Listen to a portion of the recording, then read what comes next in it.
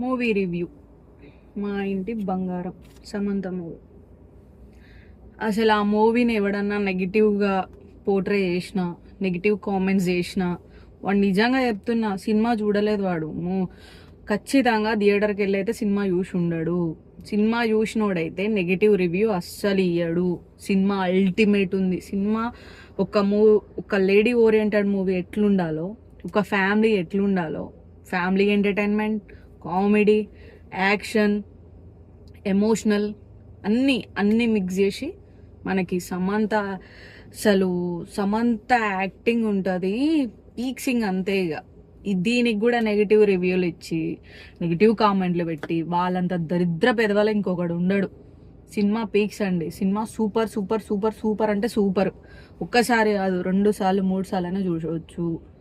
ఇక ఆమె మీద ఎవరికన్నా నచ్చక, సమంత మీద నెగిటివ్గా స్ప్రెడ్ చేయాలనుకుంటే మూవీ రివ్యూ ఇచ్చేవాడు సమంత ఫ్యాన్ అయి ఉండడు, సమంతకి ఆపోజిట్ వాడు అయి ఉంటాడు. నెగిటివ్ రివ్యూ ఇవ్వాలని వాడు మెంటల్గా ఫిక్స్ అయి ఉంటాడు. That's it.